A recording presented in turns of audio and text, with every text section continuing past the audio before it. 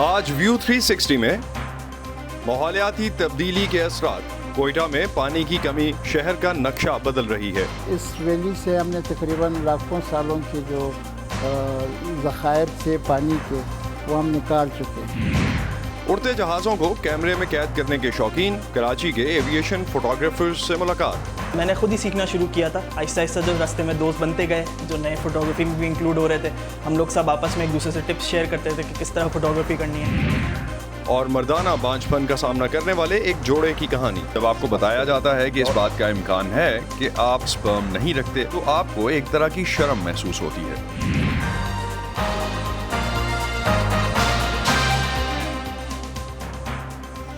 دنیا کی 85% آبادی آج ماحولیاتی تبدیلیوں سے متاثر ہو رہی ہے۔ صوبہ بلوچستان میں پانی کی کمی سے عمارتیں بھی کمزور پڑ رہی ہیں۔ وائس آف امریکہ کے واشنگٹن اسٹوڈیوز سے میں ہوں اسد اللہ خالد۔ ویو 360 میں آپ سب کو خوش آمدید۔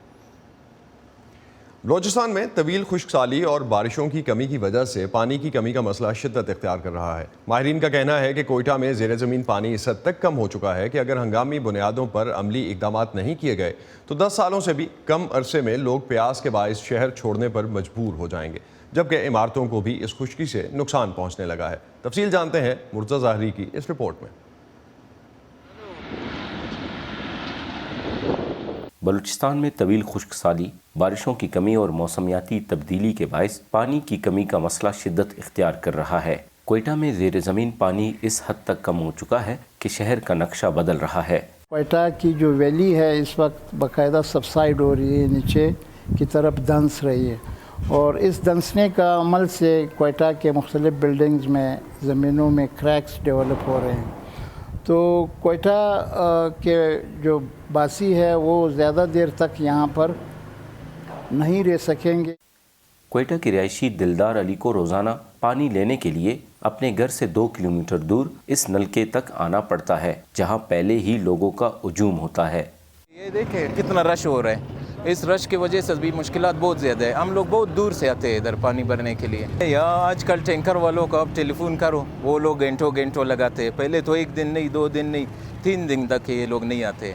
آج کل جو ٹینکر والا آ رہے ہیں وہ 2500 روپے سے کم نہیں آتے۔ ماہرین کا کہنا ہے کہ بلوچستان میں اس وقت جو پانی استعمال کیا جا رہا ہے وہ آئندہ نسلوں کے حصے کا ہے۔ وہ خبردار کرتے ہیں کہ اگر ہنگامی بنیادوں پر عملی اقدامات نہیں کیے گئے تو 10 سال پہلے ہی لوگ پیاس کے باعث شہر چھوڑنے پر مجبور ہو جائیں گے۔ کوئٹہ میں پانی کی زیادہ کیپیسٹی اس لیے نہیں ہے کہ ایک چھوٹا سا ویلی ہے، اور اس ویلی سے ہم نے تقریباً لاکھوں سالوں کے جو ذخائر تھے پانی کے وہ ہم نکال چکے ہیں، اور نیچے اس میں گنجائش نہیں ہے کیونکہ وہاں پہ ایک قسم کا کلے پڑا ہوا ہے۔ کلے کے بعد وہ سا مٹی ہے، اس کے بعد اس میں پانی موجود نہیں ہے 2000 فیٹ کے بعد۔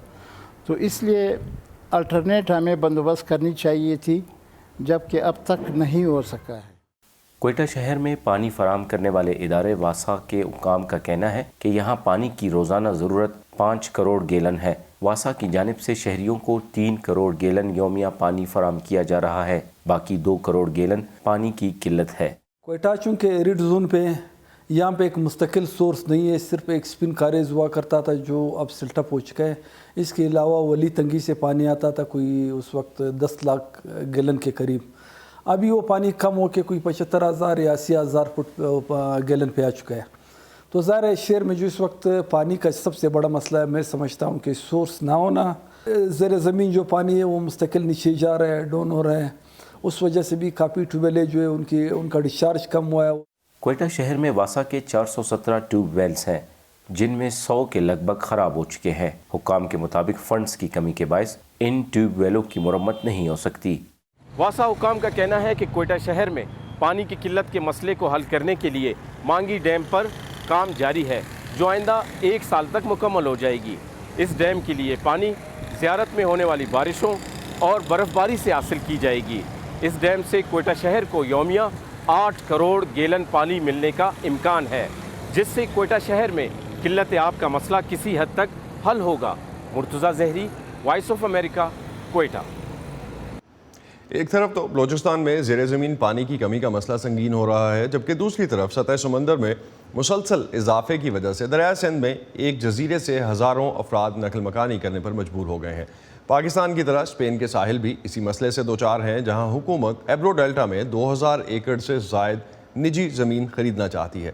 ایسا ہوا تو یہ ماحولیاتی تبدیلی کے اثرات سے بچنے کے لیے یورپ میں زمین کی سب سے بڑی خریداری ہوگی۔ دریائے سندھ کے پانیوں پر سفر کرتے ہوئے اصغر علی کھٹی اپنے اس گھر کو ایک نظر دیکھنے جا رہے ہیں جہاں سے وہ 10 سال قبل نکلنے پر مجبور ہوئے تھے۔ وہ ان ہزاروں لوگوں میں سے ایک ہیں جنہیں سمندر کا پانی داخل ہونے کی وجہ سے ٹھٹھا کے ضلع میں گھارو چند کا جزیرہ چھوڑنا پڑا تھا۔ 10 سال پہلے دریائے سندھ کے ڈیلٹا کے علاقے میں واقع اس جزیرے کی آبادی 12,000 کے قریب تھی۔ اب یہاں صرف 400 سے 500 افراد رہ گئے ہیں۔ ہمارے پہلے ادھر ہمارے ابو رہتا تھا، ہمارے ابو کا ادھر کاروبار بھی ہوتا تھا، ہمارا اپنا دکان بھی ہوتا تھا۔ اب تو اسی حوالے سے ابھی یہاں پر ہمارا کچھ بھی نہیں بچا۔ ٹھٹھا اور بدین کے قریب بہت سے ایسے جزیرے ہیں جنہیں لوگ سطح سمندر میں اضافے کی وجہ سے چھوڑنے پر مجبور ہو گئے ہیں۔ یہ جزائر ستمبر کے آخر میں بحیرہ عرب میں آنے والے گلاب نامی طوفان جیسے سمندری طوفانوں کی زد میں رہتے ہیں۔ گھارو چند میں نہ تو پینے کے پانی کی فراہمی کا کوئی انتظام ہے اور نہ ہی صحت یا تعلیم کی سہولتیں۔ پہلے مزدور سمندری پانی کو دور رکھنے کے لیے پشتے بناتے تھے، لیکن اب پیچھے رہ جانے والوں کے پاس اس کام کو جاری رکھنے کا کوئی ذریعہ نہیں ہے۔ میمن داؤد اب بھی جزیرے پر رہتے ہیں۔ کنارا سمنڈ پہنچا جے اگے جو لسو سمجھی ہوں تو سمندری پانی کا بہاؤ ہمارے گھروں کی سمت ہے۔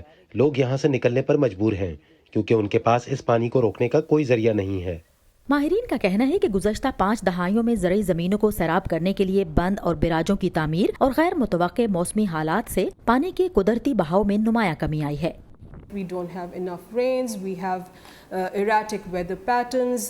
ہمارے ہاں کافی بارشیں نہیں ہو رہی اور موسم بھی کسی حد تک غیر یقینی ہے، اور اس وجہ سے ہمارے پاس اتنا پانی نہیں ہے جو کہ ساحلی اور نشیبی علاقوں سے ہوتا ہوا ڈیلٹا میں آتا ہو اور پھر سمندر میں گر جاتا ہو۔ سطح سمندر میں اضافے کا مسئلہ شمال مشرقی اسپین کے نشیبی ساحلی علاقوں میں بھی درپیش ہے۔ ہمیں ایسا لگتا ہے کہ ہم یورپ میں پہلے کلائمیٹ ریفیوجی ہیں اور ہمیں یہ برا لگتا ہے۔ حالیہ برسوں میں بحیرہ روم دریائے ایبرو ڈیلٹا میں اس 124 مربع میل علاقے کو زیریاب لے آیا جہاں راج ہنسوں جیسے مرطوب علاقوں کی جنگلی حیات کی بہتات تھی۔ ہم یہاں 70 سال سے رہتے آئے ہیں، ہمارا تعلق اسی سرزمین سے ہے۔ یہاں جہاں اب سمندر ہے ہم چاول کے کھیت کاشت کرتے تھے جنہیں سمندر پہلے ہی نگل چکا ہے۔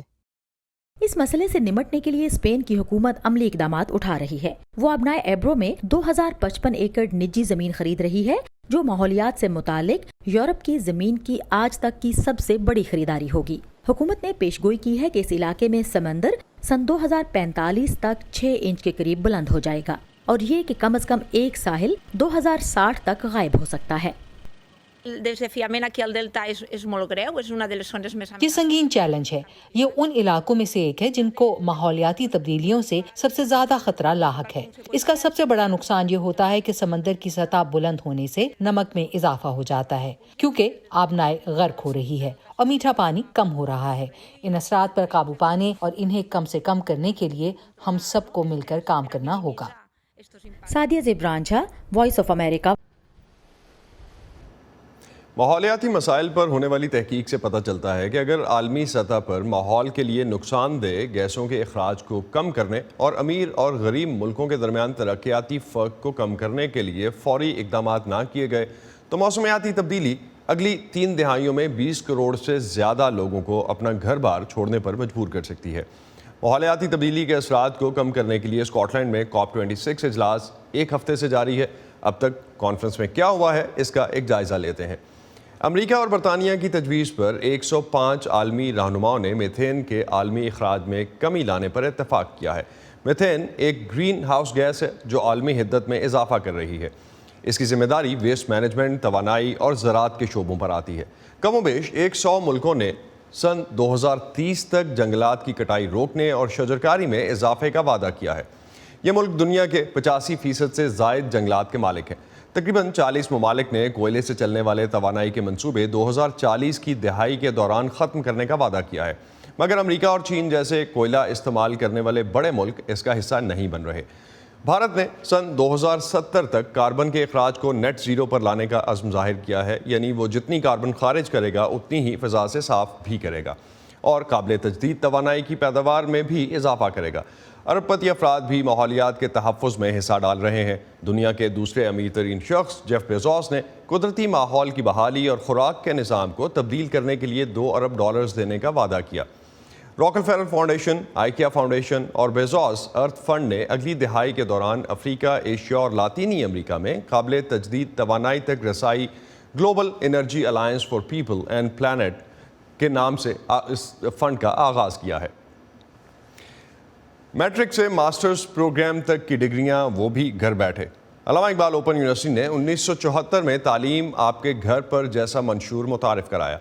इससे बहुत से तालिब इल्मों के लिए सहूलत पैदा हुई, लेकिन यूनिवर्सिटी की पढ़ाई की अफादियत और इसकी डिग्री की कदर पर अक्सर सवालात उठते हैं। इस्लामाबाद से समन खान हमें बता रही हैं कि ये निज़ाम तालीम किस तरह काम करता है और इससे जुड़े शुकूक व शुबहात किस हद तक हकीकत पर मबनी हैं।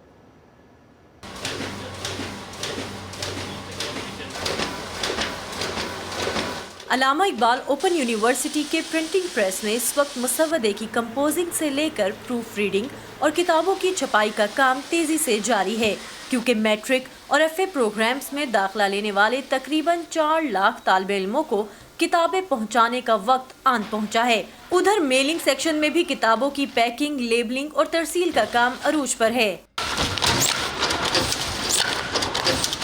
हमारा मेलिंग सेक्शन की जिम्मेदारी है कि जो ही एडमिशन लिस्ट फाइनल हो तो उन तमाम स्टूडेंट्स को जिन जिन कोर्सेज़ में उन्होंने दाखिला लिया है उन्हीं के मुताबिक उसकी बुक्स का सेट बनाएं और यहाँ से पार्सल करें। एवरेज स्टूडेंट्स की जो कोर्सेज़ लेते हैं वो तकरीबन 3 कोर्सेज़ हैं, तो 12 से 15 लाख किताबें हर सेमेस्टर में यहाँ से हम तरसील करते हैं। पीपल्स ओपन यूनिवर्सिटी के नाम से 1974 में हुकूमती सतह पर ये इदारा बरतानिया में दुनिया की पहली ओपन यूनिवर्सिटी की तर्ज पर बनाया गया। अरबी बोलचाल और टीचर्स ट्रेनिंग के प्रोग्राम मुतारिफ कराने से सफ़र शुरू करने वाली जामिया 47 वर्ष में मैट्रिक से PhD प्रोग्राम्स में 42 लाख डिग्रियां जारी कर चुकी है। तकरीबन को 225 के करीब असातिज़ा कराम हैं जो बेसिकली कोर्सेज सुपरवाइज़ करते हैं, जो कंटेंट डिज़ाइन करते हैं। उसके लिए हम एक्सटर्नल एक्सपर्ट भी हायर करते हैं। हम अगर 12 लाख बच्चों का इम्तिहान लेते हैं तो उनकी आंसर स्क्रिप्ट हम खुद प्रिंट करते हैं। फिर एक बहुत बड़ा सेटअप एग्जामिनेशन का है जो इस पूरे मुल्क में एग्जामिनेशन को फिर मैनेज करता है। फिर वो शीट वापस आती है, आंसर स्क्रिप्ट, फिर उनकी मार्किंग होती है। मगर घर बैठे उम्र की कैद से बालातर तालीम का हसूल और अपनी ज़रूरत के मुताबिक सेमेस्टर ब्रेक जैसी सहूलियात का निज़ाम अक्सर लोगों की समझ से बालातर रहा। मयार पर सवाल अलग उठते हैं। हम हर ग्रुप ऑफ स्टूडेंट्स को एक ट्यूटर असाइन करते हैं। ये ट्यूटर मेरे एम्प्लॉयज़ नहीं हैं, ये ट्यूटर पाकिस्तान के इदारों में पढ़ाने वाले असातिज़ा कराम हैं। तो अगर वो असातिज़ा कराम अपनी यूनिवर्सिटी में पढ़ाएँ तो हम कहें बहुत अच्छे हैं, और अगर वो मेरी यूनिवर्सिटी में पढ़ाएं तो कम अच्छे नहीं हो सकते। हनीफा उबैद अल्लामा इकबाल ओपन यूनिवर्सिटी से डिग्री याफ्ता हैं और इस्लामाबाद मॉडल कॉलेज में बतौर लेक्चरार तैनात हुई हैं। लोगों की एक मिथ है कि ओपन यूनिवर्सिटी में शायद वो लोग जाते हैं जो बड़ा रॉ मटेरियल होते हैं या जिनको कहीं एडमिशन नहीं मिलता, तो ये मिथ बिल्कुल रॉन्ग है। As a science teacher induction हो गई थी FDE के अंडर, तो मैं मॉर्निंग में कंटिन्यू नहीं कर सकती थी, तो it was golden opportunity for me कि मैं यहाँ पे इनरोल हो जाऊँ। लाहौर के आर्मी म्यूजियम के director brigadier retired Adnan Salim graduation के बाद आर्मी में भर्ती हुए और PhD हासिल करने का ख्वाब ओपन यूनिवर्सिटी के जरिए पूरा किया। आपकी टॉप की प्राइवेट यूनिवर्सिटीज़ हैं, उधर से भी अगर बच्चे पढ़ते हैं और वो सिर्फ एक डिग्री लेने के लिए जब पढ़ते हैं, जब एम्प्लॉयमेंट के लिए जाते हैं तो उधर उनको भी फिर वो प्रॉब्लम आता है कि ऑन ग्राउंड अपना वो ज़मीनी हक़ाइक़ मुख्तलिफ होते हैं, डिग्री मुख्तलिफ होती है, तो जॉब लेसनेस की बेसिक वजह यही है। तो अच्छा तालिब इल्म किसी भी यूनिवर्सिटी का होगा जिसने दिल लगा के पढ़ा होगा, तो वो अल्लामा इकबाल ओपन यूनिवर्सिटी से पढ़े या उधर से पढ़े, फ़र्क नहीं पड़ता। जामिया बैचलर की सतह तक साइंस मज़ामीन नहीं पढ़ाती, लेकिन मास्टर्स से PhD तक ऑन कैंपस साइंस क्लासेस से तालिब इल्म फ़ायदा उठाते हैं। पाकिस्तान के मुख्तलिफ शहरों और सूबों में 56 इलाकाई कैंपस तालिब इल्मों को स्मार्ट क्लासरूम्स, इंटरनेट और लैब की सहूलत देते हैं। ओपन यूनिवर्सिटी के निज़ाम तालीम बारे मज़ीद इबहाम दूर करने के लिए जामिया अदबी चोरी जांचने वाले सॉफ्टवेयर्स इस्तेमाल कर रही है ताकि तालिब इल्मों की शमूलियत और इम्तिहानी निज़ाम को मज़ीद मजबूत बनाया जा सके। समन Khan, voice of America, Lahore.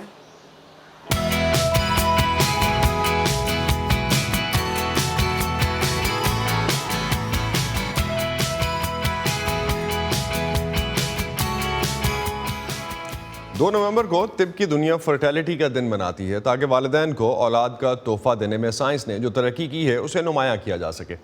Pakistan समेत जनूबी एशिया के मुल्कों में बांझपन की इस्तिलाह को अमूमन महज औरतों के लिए इस्तेमाल किया जाता है, लेकिन इनफर्टिलिटी या बांझपन का सामना मर्द भी करते हैं। आलमी इदारा सेहत के एक अंदाजे के मुताबिक दुनिया भर में तकरीबन 5 करोड़ जोड़े बांझपन के साथ ज़िंदगी गुजार रहे हैं। सबा शाह खान आपकी मुलाकात एक ऐसे मर्द से करवा रही हैं जिसे बाप बनने की उम्मीद नहीं थी। उनका ये ख्वाब हकीकत में कैसे बदला, जानते हैं आज के लाइव 360 में। You have to take a step back and realize. आपको एक कदम पीछे जाना होगा, ये समझने के लिए वाकई ये किसी मौजज़े से कम नहीं। 2 साल पहले एरिक और ब्रियान को डॉक्टर्स ने बताया था कि वो कभी वालिदैन नहीं बन सकते। जब आपको बताया जाता है कि इस बात का इम्कान है कि आप नुत्फा यानी स्पर्म नहीं रखते और हो सकता है कि आपके बच्चे ना हों, तो आपको एक तरह की शर्म महसूस होती है। आप हमेशा इस बारे में लोगों के लतीफ़े सुनते हैं और मुझे पता ही नहीं था कि ये एक हकीकत है। एरिक को एज़ोस्पर्मिया तशख़ीस हुआ, एक ऐसी हालत जो मर्दाना बांझपन की वजह बनती है। कई माहिरीन से मुलाकात के बाद क्लीवलैंड क्लिनिक के यूरोलॉजिस्ट डॉक्टर नील परीख ने उनकी उम्मीद Badhaai. All the studies and literature show that, infertility is a couple's disease. बांझपन एक जोड़े की बीमारी है। 50% केसेस में बांझपन मर्द में होता है। इसका मतलब है ये सिर्फ ख़वातीन में ही नहीं होता। और फिर 1 साल तक टेस्ट और दवाइयाँ आजमाने के बाद इस जोड़े ने माइक्रोचेजी नामी सर्जरी का फैसला किया। वो टेस्टिकल्स में जाकर टिश्यूज निकालते हैं और फिर उन्हें एक खुर्दबीन के जरिए देखकर उसमें स्पर्म तलाश करने की कोशिश करते हैं। जब एरिक सर्जरी में थे तो उस वक्त दूसरी तरफ ब्रियान के एग्स निकालने की सर्जरी हो रही थी। जब मुझे व्हीलचेयर में एरिक का इंतज़ार करने के लिए वेटिंग रूम ले जा रहे थे तो डॉक्टर पारीक ने मुझे हॉल में रोका, ये बताने के लिए कि उन्हें स्पर्म्स मिल गए थे। ये वाकई बहुत ही खुशी का लम्हा था। मुझे वो लम्हा ज़िंदगी भर याद रहेगा। 4 माह बाद एक एम्ब्रियो को ब्रियान के रहम में मुंतकिल किया गया और फिर एरिक को अपनी सालगिरह का वो तोहफा मिला जिससे बेहतर तोहफे का वो कभी तसव्वुर भी नहीं कर सकते थे। मैं उन्हें तोहफे के तौर पर टेस्ट का एक मुस्बत नतीजा देने की उम्मीद कर रही थी और ऐसा ही हुआ। हमें पता चला कि हम जो ख्वाब देखते आए थे वो पूरा होने वाला है। बेबी नोआ अब 7 माह का है। उसके वालिदैन कहते हैं कि उसे संभालना आसान है, लेकिन ये सच है कि उसे दुनिया में लाना आसान नहीं था। मैं आपको ये बताने वाली पहली शख्स होंगी कि ये आसान नहीं है, लेकिन मैं आपको ये बताने वाली भी पहली शख्स होंगी कि ये तमाम तकलीफ 100% इस काबिल है कि इसे उठाया जाए। सफर तवील लगता है और लगता है कि एक तवील अरसा लगेगा, लेकिन हिम्मत न हारे। मैं ये सब कुछ नए सिरे से करने को तैयार हूँ, अगर इसका मतलब मुझे मेरा बेटा मिलना है। अमरीकी इदारे CDC के अंदाजे के मुताबिक अमरीका में तकरीबन 9% मर्द बांझ हैं। डॉक्टर नील पारीक कहते हैं कि बांझपन में आलमी सतह पर इजाफा हुआ है और वो वालिदैन बनने के ख्वाहिशमंद जोड़ों को अपने डॉक्टर से बात करने या किसी माहिर की तलाश करने की हिदायत करते हैं। एरिक के केस में डॉक्टर नील पारीक को स्पर्म्स तलाश करने में कामयाबी रही, वरना स्पर्म्स ना होने की सूरत में डॉक्टर नील पारीक कहते हैं ऐसे जोड़ों के लिए एडॉप्शन या स्पर्म डोनेशन के ऑप्शंस मौजूद हैं। अमरीका में सालाना तकरीबन 1,35,000 बच्चे गोद लिए जाते हैं। सबा Shah Khan, voice of America, Washington. America, जो मुल्क है ख्वाबों का, अपने ख्वाबों को हकीकत बनाने वालों का, अपनी इजाद से दुनिया बदलने वालों का, तहकीक, तजुर्बात और टेक्नोलॉजी से हम सबको नई राह दिखाने वालों का, कुछ कर गुजरने का जज्बा लिए अपना कल रोशन बनाने वालों का। ऐसे ही ड्रीमर्स और अचीवर्स की कहानियां देखिए न्यू 360 में आज न्यूज़ पर।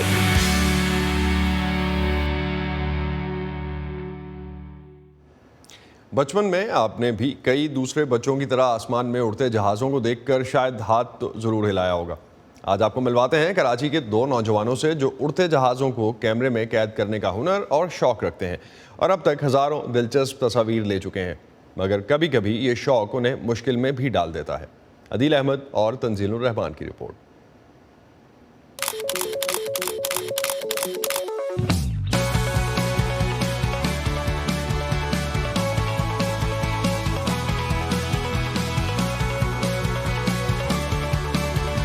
میرا نام شجی حسین ہے. میں میکینیکل انجینئر بائی پروفیشن ہوں, بٹ ایز اے ہابی جو ہے میں ایویشن فوٹوگرافی کرتا ہوں. مقصد بیسکلی یہ ہے کہ پاکستان کو ریپرزینٹ کرنا دنیا میں اور ایک سافٹ امیج پروموٹ کرنا کہ پاکستان میں ایویشن فوٹوگرافی بھی جو ہے ایک اچھی وہ ہے انڈسٹری یہاں پہ.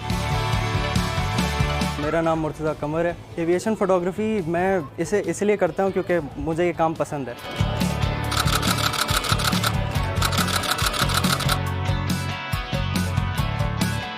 میرے کیونکہ پوری فیملی جو ایویشن سے تعلق ہے, کافی سارے میرے انکلز وغیرہ جو ہے ایئر فورس میں ہیں اور میرے اپنے فادر PIM ہیں, تو مجھے ٹریول وغیرہ کا بہت ایکسپوجر تھا. میرے فادر کی وجہ سے جو ہے مجھے بہت زیادہ ٹریول کرنے کو ملا, دنیا دیکھنے کو ملی. تو وہ جہاز میں بیٹھ کے ایک الگ ہی فیلنگ آتی تھی. جب بھی جہاز کی آواز آتی تھی تو سر آسمان کی طرف جاتا تھا دیکھنے کے لیے کہ کون سا جہاز ہے. اسی طرح پہلے فون سے فوٹوز لینا شروع کی. کسی بھی جہاز کی, کسی فلائٹ پہ جا رہے ہیں تو پھر ونگ کی فوٹو لے لی, کہیں باہر جا رہے ہیں جہاز گزر رہا ہے تو اس کی فون سے فوٹو لے لی. پھر تھوڑے پیسے سیو کر کے پھر ایک فائنلی ایک DSLR لیا جس سے ایک پراپر فوٹو آتی ہے ایک جہاز کی. میں نے خود ہی سیکھنا شروع کیا تھا. آہستہ آہستہ جو راستے میں دوست بنتے گئے جو نئے فوٹوگرافی میں بھی انکلوڈ ہو رہے تھے, ہم لوگ سب آپس میں ایک دوسرے سے ٹپس شیئر کرتے تھے کہ کس طرح فوٹوگرافی کرنی ہے. میں نے اپنا پھر پیج بنایا اس انسٹاگرام پہ, وہاں سے جو ہے میں نے اپنے فوٹوگرافی سے پاکستان کی ایویشن سین کو پروموٹ کرنا شروع کیا. یہاں پہ سول ایویشن سے پرمیشن لینا تھوڑا مشکل ہے, اس لیے کیونکہ یہاں پہ سیکیورٹی رسک بہت زیادہ ہیں. ہم جو ہے ان کے جو رولز کو مد نظر رکھتے ہیں. ہم لوگ ایئرپورٹ کی جو باؤنڈری وال ہے اس سے باہر رہ کے ہم لوگ جہاز کی فوٹوز لیتے ہیں. پھر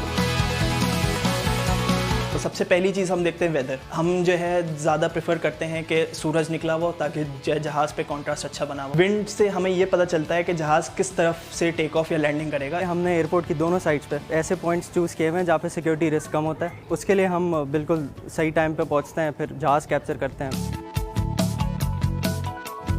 ہمارے پاس ایک پلے اسٹور پہ ایپ ہوتا ہے, اس پہ ہر فلائٹ کی ڈیٹیل ہوتی ہے, وہ کدھر ہے, وہ کتنی دور ہے ایئرپورٹ سے, وہ کس ہائٹ پہ, کس اسپیڈ پہ, اور اس کی رجسٹریشن کیا ہے, وہ جہاز کون سا ہے. تو اسی چیز سے ہم لوگ دیکھ سکتے ہیں کہ جہاز کتنی دور ہے یا پھر کون سا جہاز کراچی آ رہا ہے. ابھی اسٹرکٹلی ایک ہابی ہے فی الحال. جب تک یہاں پہ اویئرنیس نہیں بڑھتی, ایئر لائنس کے اندر جب اویئرنیس بڑھے گی, ایویشن فوٹوگرافرس کو آن بورڈ لیں گے تو اس پہ پھر کیریئر بنے گا. لیکن اس وقت تک, اس سے پہلے تک یہاں پہ ابھی کیریئر پاسبل نہیں ہے, میں نے نہیں کہا. لوگوں کے دلوں میں خوف ہے. جب بھی ہم کہیں بھی ہوتے ہیں تو جو آس پاس کے گھروں کے لوگ ہوتے ہیں انہیں کیوریوسٹی ہونا شروع ہو جاتی ہے کہ بندے کیا کر رہے ہیں. ہم پولیس کو کال کر لیتے ہیں یا پھر وہ پھر آ کے پوچھتے ہیں کہ جو آپ نے یہ جو فوٹوز لی ہیں یہ ڈیلیٹ کریں, یہ الاؤ نہیں ہے. تو مجھے لگتا ہے کہ لوگوں کو اتنی اویئرنیس نہیں ہے کہ یہ چیز لیگل ہے, پراپرلی لیگل ہے. اور کچھ لوگ ایسے ہیں جو جہازوں کی فوٹو لینا پسند کرتے ہیں.